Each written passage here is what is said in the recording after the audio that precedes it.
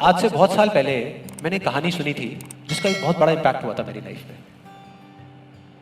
ये कहानी है एक ऑफिस की और उसके एम्प्लॉइज की।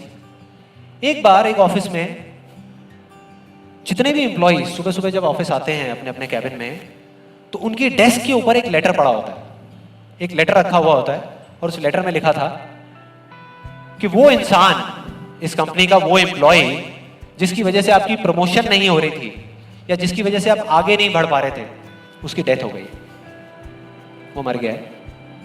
और अब अगर आप आखिरी बार उस एम्प्लॉय की शक्ल देखना चाहते हैं तो ये एड्रेस है, यहां पर अगले 1 घंटे में पहुंच जाइए। जैसे ही उस एड्रेस पे गए तो वहां पर एक कॉफिन पड़ा हुआ था।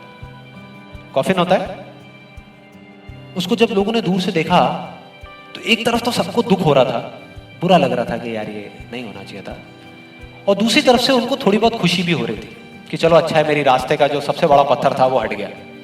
लेकिन फिर एक एक करके जैसे ही वो लोग उस कॉफिन के पास गए और जा करके उन्होंने उस एम्प्लॉय की शक्ल देखी उस कॉफिन के अंदर, तो उन्हें खुद पे शर्म आने लगी, क्योंकि उस कॉफिन में कोई नहीं था, सिर्फ एक शीशा था, एक मिरर था जिसमें उनकी खुद की शक्ल दिख रही थी।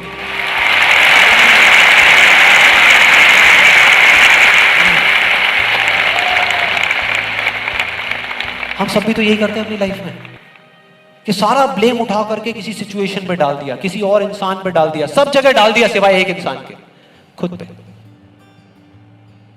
यहां पर कितने लोग इस बात को मानते हैं जो मैंने अभी अभी कही कि आपके रास्ते का सबसे बड़ा पत्थर और कोई नहीं, आप खुद ही। कितने लोग मानते हैं? सब लोग मानते हैं।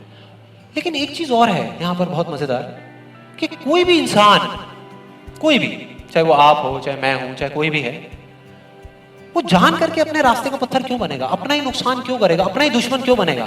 फॉर एग्जाम्पल, अगर अभी मैं यहां पर थोड़ी सी लकड़ियां इकट्ठी करके आग लगा दूं और आप लोगों से रिक्वेस्ट करूं कि यार प्लीज मेरी खातिर 5 मिनट के लिए आ करके इस आग में जल जाओ, 5 मिनट के लिए, कुछ नहीं होगा, मैं गारंटी दे रहा हूं, आपको बिल्कुल भी दर्द नहीं होगा, बहुत मजा आएगा। कितने लोग तैयार हैं यहां पर आने के लिए? कितने लोग तैयार हैं? हाँ, जो 1-2 लोग हाथ ऊपर उठा रहे हैं ना, उनको लग रहा है कि मैं भुट्टा सेकने की बात कर रहा हूं। भाई साहब, आपको सेकने की बात हो रही है उस आग में। कोई नहीं आएगा, कोई नहीं आएगा। क्यों? क्योंकि कोई भी इंसान हो वो जानबूझ करके अपना नुकसान कभी नहीं करेगा, कभी भी नहीं करेगा। तो ये सवाल मेरे को पिछले कई महीनों से तंग कर रहा था, अंदर ही अंदर खा रहा था कि क्या फर्क होता है उन लोगों में जो जाने अनजाने अपने खुद के सबसे अच्छे दोस्त होते हैं और उनमें जो जाने अनजाने खुद के ही सबसे बड़े दुश्मन होते हैं। और फाइनली पिछले महीने मेरे को जवाब मिल गया, सब कुछ समझ आ गया कि क्या फर्क है। मैं रोज की तरह अपने घर के पास वाले एक पार्क में वॉक कर रहा था और एकदम से ही बहुत तेज बारिश शुरू हो गई। बारिश होने लगी एकदम तेज, तो मैंने इमीडिएटली अपने हाथ ऐसे रखे ताकि मेरे चश्मे पे पानी ना आए और जा करके सीधा एक शेड के नीचे चला गया। उसके कुछ सेकंड्स के अंदर अंदर उस शेड के नीचे और भी बहुत सारे लोग इकट्ठे हो गए। लोग तरह तरह की बातें कर रहे थे, मैं अपने आसपास में सुन रहा था। लेकिन मैंने एक चीज नोट करी कि ज्यादातर लोग, उनका ध्यान बारिश की तरफ नहीं था, बारिश की वजह से होने वाली जो प्रॉब्लम्स थी उसकी तरफ था। जैसे मेरे यहाँ पे थोड़ा सा आगे जाकर के 2 लड़के खड़े हुए थे, वो आपस में बात कर रहे थे कि भाई आज ट्रैफिक का बड़ा बुरा हाल होने वाला है, बारिश इतनी तेज हो रही है। तो वो इस तरीके की बातें कर रहे हैं। एक वहाँ पे अंकल जी थे पीछे, वाइफ को बोल रहे थे कि भाई मैंने तेरे को पहले ही कहा था कि छाता रख ले, छाता रख ले, अब देख मैं ऑफिस के लिए लेट हो जाऊंगा। तो इस तरह की बातें हो रही थी, तरह तरह की। तभी मैंने एकदम से देखा कि सामने से, मतलब मैं यहाँ खड़ा हुआ था, मेरे यहाँ पे एक लड़का खड़ा हुआ था, मुझे अभी भी एग्जैक्ट याद है। वो लड़का इनफैक्ट वो काफी बड़ा कैरेक्टर था, बहुत सीरियस, मतलब बहुत टेंशन में था वो। हुआ क्या था, उसकी जेब में एक नोट पड़ा हुआ था जो गीला हो गया था, 20 रुपए का। तो उसको हिला हिला करके सुखाई जा रहा है, उसको फूंक मार रहा और ये सब चीजें। तो मैं पहले, मेरा ध्यान उसकी तरफ था, फिर मैंने जैसे ही उधर देखा तो उधर से एक आदमी आ रहा था शेड की तरफ। उसका भी एक हाथ ऐसे था, लेकिन दूसरे हाथ से उसने अपनी बच्ची का हाथ पकड़ा हुआ था, छोटी सी बच्ची, 4-5 साल की, बड़ी प्यारी बच्ची। फर्क ये था कि उस बच्ची का हाथ ऐसे नहीं था, उसका हाथ ऐसे था, ऐसे था। और वो बच्ची बड़ी प्यारी प्यारी हरकतें कर रही थी। मैंने देखा वहां से, ऐसे उसका हाथ था, बार बार उस पर पानी की बूंदें गिर रही, वो इकट्ठा कर रही और पी रही, इकट्ठा कर रही और पी रही, इकट्ठा कर रही और पी रही। तो जैसे ही वो शेड के पास आए, मैं थोड़ा सा साइड हो गया, तो इधर वो मेरे नोट सुखाने की मशीन थी, इधर मैं सोच रहा था अपने भी नोट निकाल के दे दूं, भाई ये भी सुखा दे।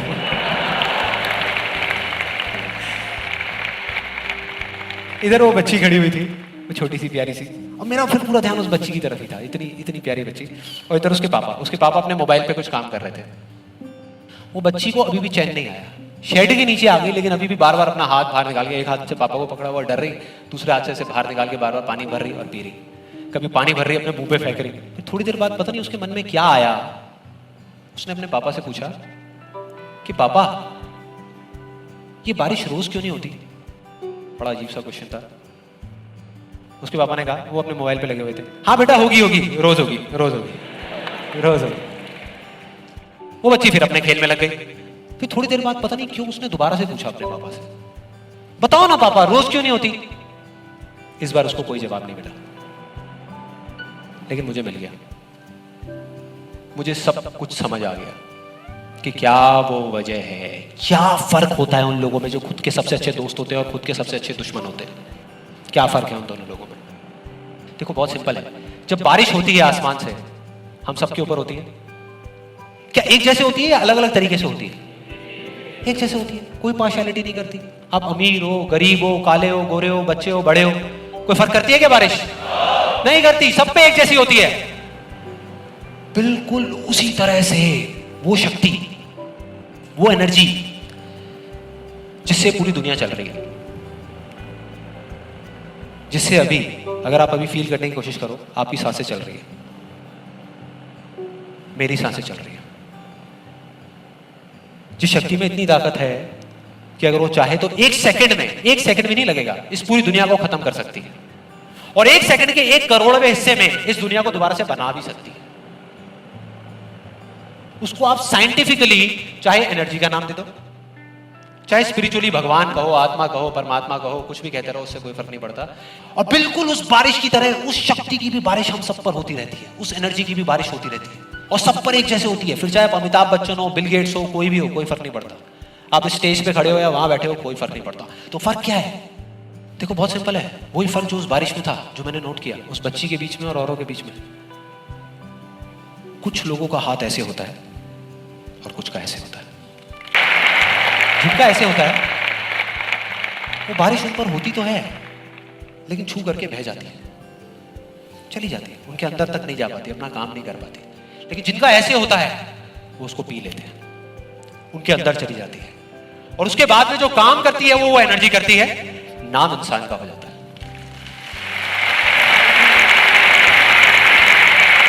नाम हो जाता है कि वो कर रहा है, वो कर रहा है, वो कर रहा है। अरे कौन कर रहा है? वही एनर्जी पीछे से काम कर रही है। हम क्या कर सकते हैं? अगर मैं आपको कहूं कि हमारी बॉडी के जितने भी फंक्शंस हैं, उसमें से 99% फंक्शन से ज्यादा ऐसे हैं, डाइजेशन से लेकर के, ब्रीदिंग से लेकर के, ये सारी चीजें जो हम कंट्रोल नहीं करते, जो हमारे कंट्रोल में है ही नहीं। 1% चीजें हम कंट्रोल करते हैं और 100% क्रेडिट ले जाते हैं।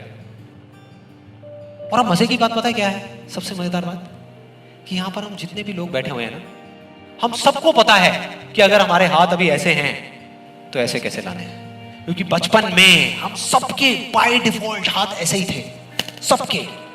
फिर धीरे धीरे कुछ लोगों के यहां चले गए, कुछ के यहीं रह गए। जिनके यहां रह गए उनको हम सक्सेसफुल बोलते हैं, जिनके यहां चले गए उनको हम फेलियर्स बोलते हैं, अलग अलग फील्ड्स में। तो कोई बताएगा कि ऐसा क्या था जो बचपन में हम एक दिन में हजारों बार करते थे और अब हजारों दिनों में एक बार भी नहीं करते? याद करो वो बच्ची क्या कर रही थी उस पार्क में, बार बार क्या कर रही थी? एग्जैक्टली क्वेश्चन पूछ रही थी, मतलब के सवाल कर रही थी। Let's give a big hand for